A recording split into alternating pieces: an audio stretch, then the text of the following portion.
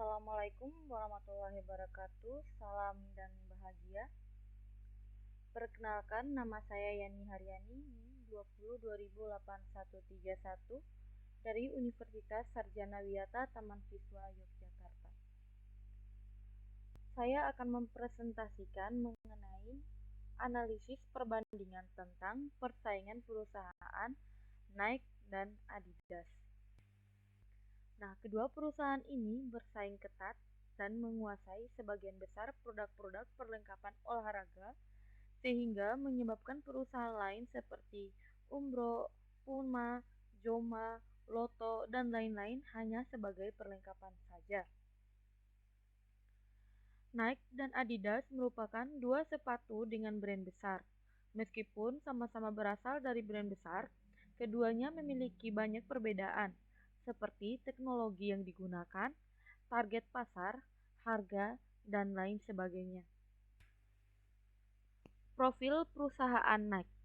Nike Inc. adalah produsen sepatu, pakaian, dan alat-alat olahraga Amerika Serikat.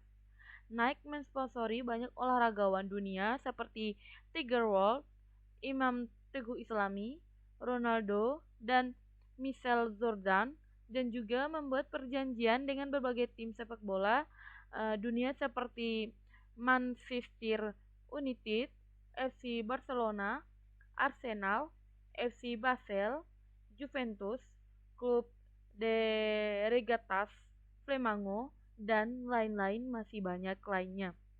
Perusahaan ini adalah salah satu perusahaan penghasil sepatu dan pakaian sport terbesar di dunia dengan pendapatan lebih dari 24,1 miliar Amerika Serikat pada fiskal pendapatannya tahun 2012 lalu. Pada tahun 2012, perusahaan mempekerjakan lebih dari 44.000 orang di seluruh dunia.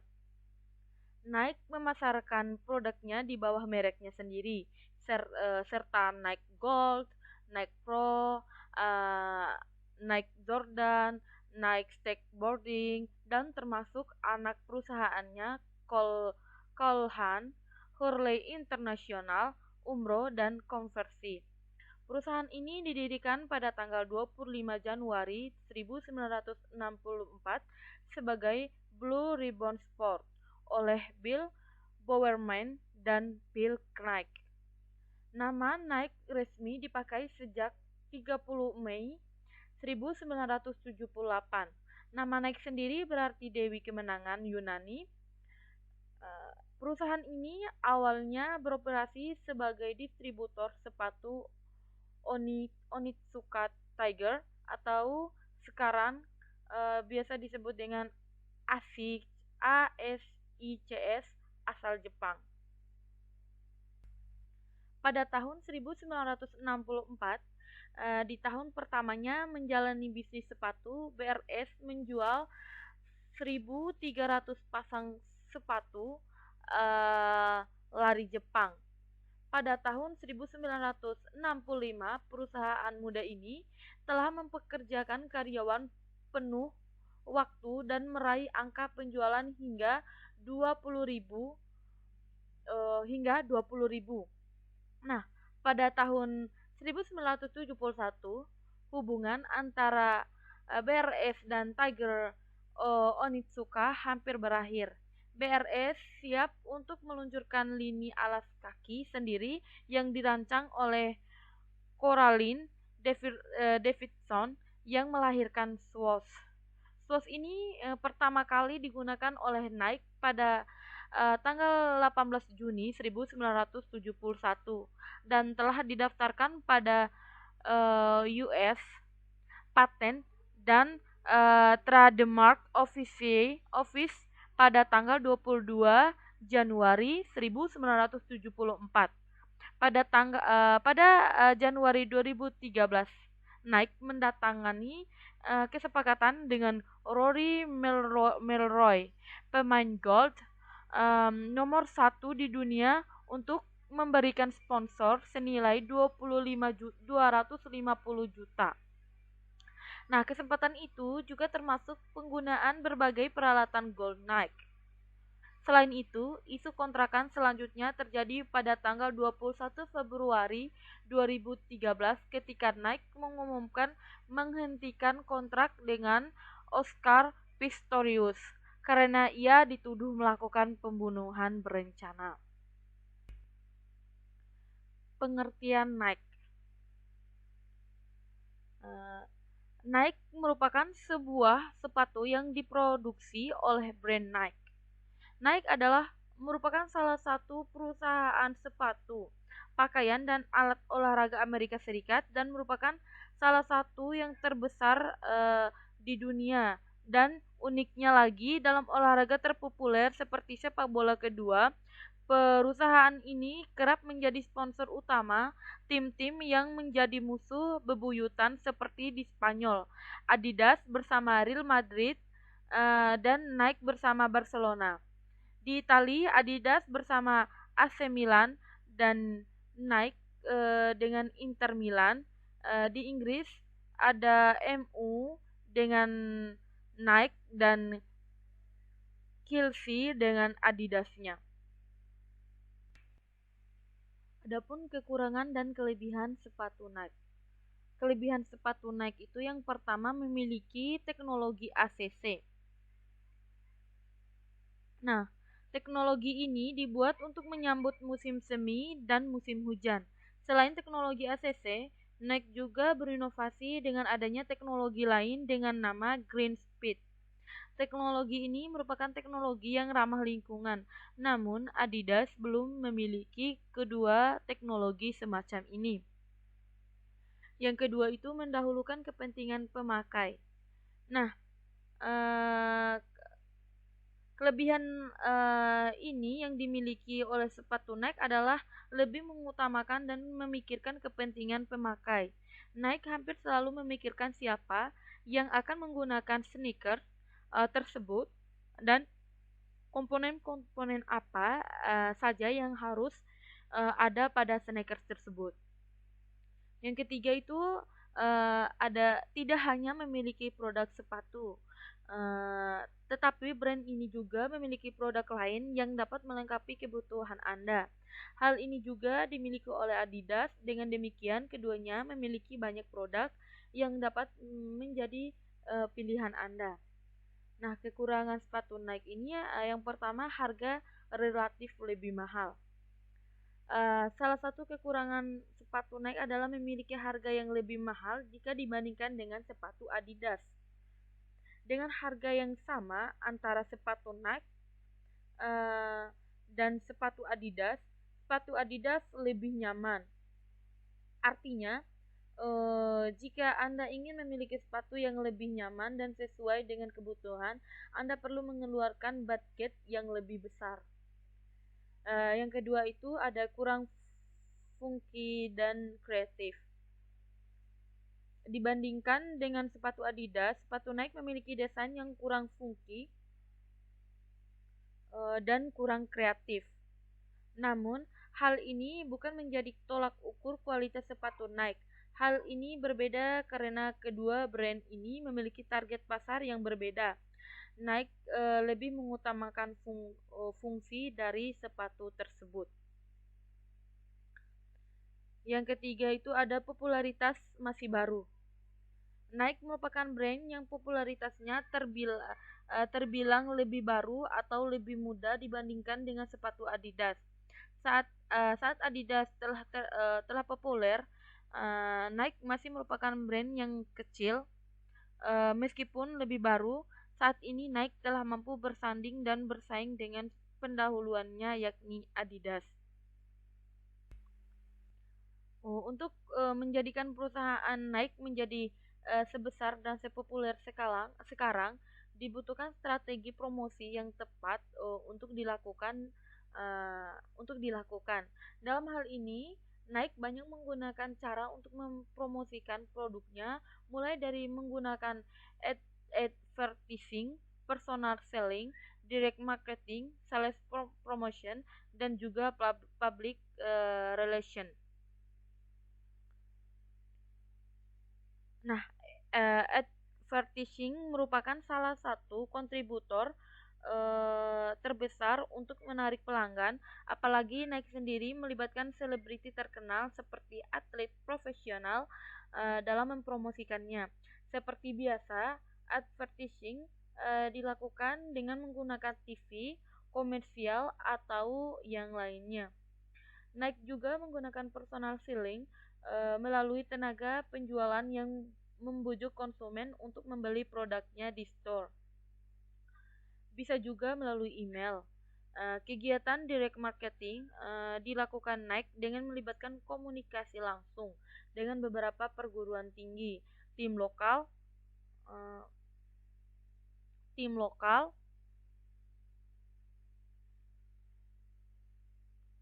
atau organisasi lainnya. Selain itu, Nike kadang-kadang juga meraukkan sistem diskon atau penawaran khusus pada saat tertentu untuk menarik lebih banyak konsumer. Strategi promosi yang terakhir itu Nike biasanya mensponsori dan memberikan dukungan keuangan kepada organisasi lain. Ini dilakukan untuk memperkuat relationship antara Nike dan pasar. Nah, dari semua yang telah dilakukan Nike dari awal ia berdiri sampai saat ini, semuanya sangat efektif dan tepat. Dengan begitu, perusahaan Nike dapat menjadi brand yang kuat dan populer sampai sekarang ini. Karena target pasar Nike sendiri adalah kalangan remaja, maka style yang dibuatnya pun dibuat dengan style yang tidak ketinggalan zaman. Karena kalangan remaja selalu menginginkan yang up to date. Strategi pemasaran yang dilakukan Nike pun juga akan terus berkembang sampai sekarang, seperti sekarang yang menerapkan omni channel. Dengan berbagai strategi yang dilakukan saat ini, Nike sudah bisa didapatkan melalui website, aplikasi e-commerce store.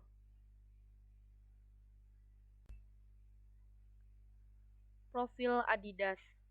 Nah, Adidas Salomon AG atau yang lebih dikenal dengan Adidas merupakan perusahaan yang memproduksi sepatu dan beberapa perlengkapan olahraga lain yang berpusat di Herzogenaurach, Jerman.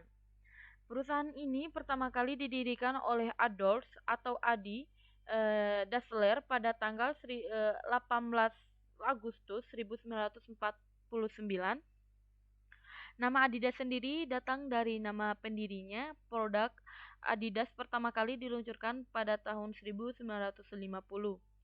Adidas mempunyai komitmen untuk memproduksi peralatan olahraga untuk beberapa atlet dalam olahraga pinggiran, seperti lompat jauh yang atletnya bernama Dick Fogbury melompat dengan memakai sepatu buatan Adidas dalam final Piala Dunia tahun 1970-an pada saat Jerman mengalahkan Belanda pada partai akhir dengan kedudukan 2-1. Pemain Jerman Franz Beckenbauer memakai Adidas pada saat acara penobatan. Sepeninggalan Adi Dassler pada tahun 1980-an, istrinya Kate dan anaknya kemudian mengambil alih perusahaan. Pada tahun 1990-an, di bawah kepemimpinan CEO Robert Louis Dreyfus, Adidas semakin berkembang menjadi sebuah perusahaan manufaktur yang berbasis penjualan perusahaan. Seiring dengan hal tersebut, pada tahun 1995, Adidas mulai go public dengan mencatatkan sahamnya untuk pertama kali di Bursa Efek Frankfurt dan Paris. Pada tahun 1996, Adidas menjadi produsen bagi 6.000 atlet di 33 negara dalam Olimpiade. Atlet-atlet tersebut kemudian berhasil meraih 220 medali, termasuk 70 medali emas. Dengan hal tersebut, membuat penjualan produk Adidas semakin bertambah sebesar 50%. Pada bulan Desember 1997, perusahaan ini mengakuisisi Salomon Group dengan merek TaylorMade, Mavic, dan Ben Bonfire.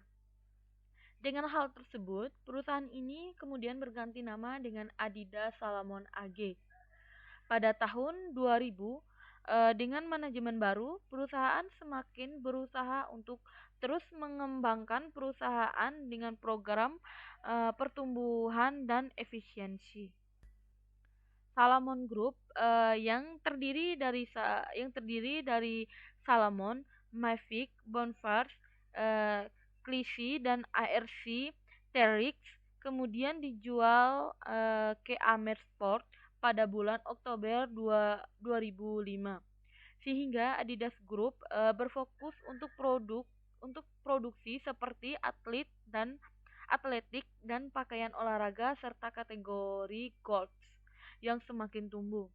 Dengan hal tersebut, nama perusahaan kemudian berganti kembali menjadi Adidas AG pada bulan Mei 2006.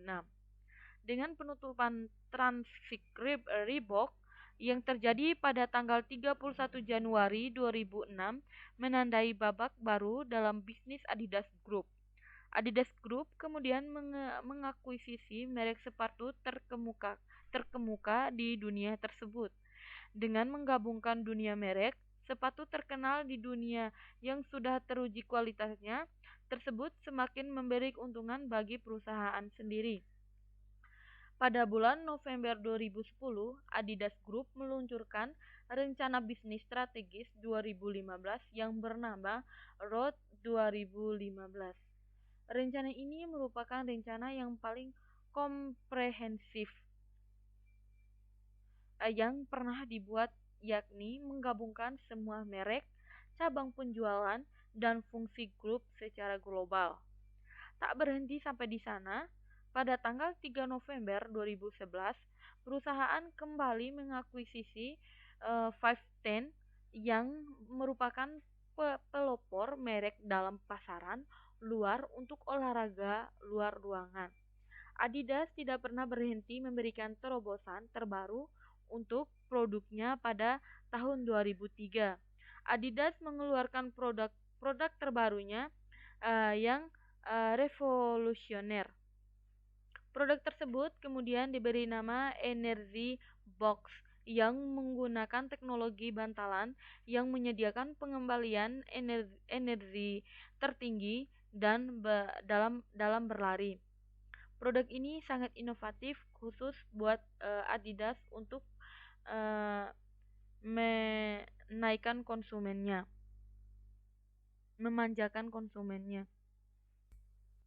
Pengertian Adidas. Adidas merupakan sebuah sepatu yang dibuat atau diproduksi oleh perusahaan Adidas. Adidas didirikan sejak tahun 1949 dengan logo 3 baris paralel. Nah, Adidas adalah perusahaan asal Jerman selama lebih dari 80 tahun lamanya. Grup Adidas telah menjadi bagian dari dunia olahraga di segala bidangnya dengan menawarkan sepatu, pakaian, serta beragam aksesoris perlengkapan olahraga lainnya. Kelebihan dan kekurangan sepatu Adidas. Nah, kelebihan sepatu Adidas yang pertama itu harga lebih terjangkau. Jika dibandingkan dengan sepatu Nike, berdasarkan hasil survei para pemakai Adidas, harga sepatu dengan brand ini lebih terjangkau dengan kualitas yang lebih baik pula. Dengan harga yang sama dengan sepatu Nike, memakai sepatu Adidas terasa lebih nyaman. Yang kedua, itu lebih funky dan kreatif. Memiliki koleksi sneaker yang lebih funky dan kreatif. Hal ini dikarenakan konsumen yang ditargetkan oleh Adidas adalah kaum milenial yang memiliki umur berkisar 18 sampai 25 tahun. Yang ketiga itu lebih dahulu menguasai pasar. Nah, jika dilihat dari usia dan kejayaannya, maka Adidas hadir lebih dulu menguasai pasar. Adidas muncul terlebih dahulu pada tahun 1945, sedangkan Nike baru muncul pada tahun 1970-an. Saat itu Adidas telah menguasai pasar produk peralatan sepak bola. Eh, Kekurangan sepatu Adidas. Yang pertama itu teknologi masih tertinggal. Nah, eh, ketika sepatu Nike telah memiliki banyak teknologi, sepatu Adidas belum melakukan hal yang sama dan belum memiliki teknologi yang lebih mutakhir. Yang kedua itu lebih mengutamakan desain.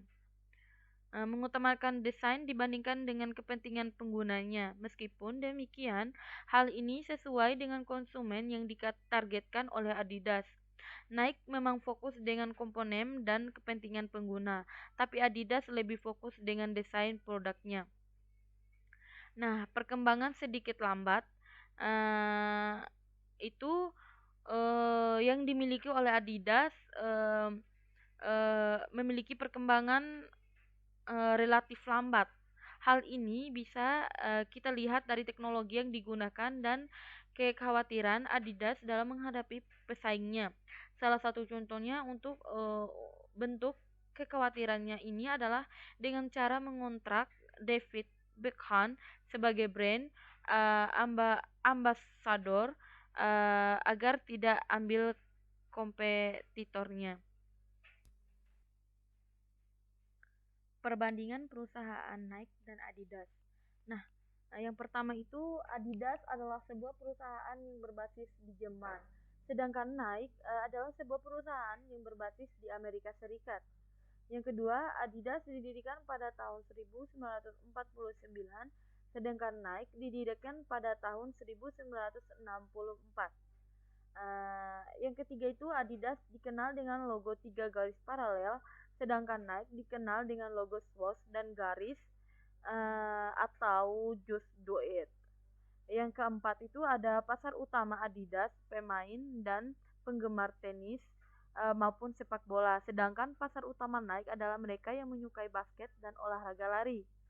Yang kelima, Nike telah memproduksi produk-produk sepatu, pakaian, dan alat-alat olahraga, sedangkan Adidas hanya memproduksi peralatan olahraga dan aksesorisnya.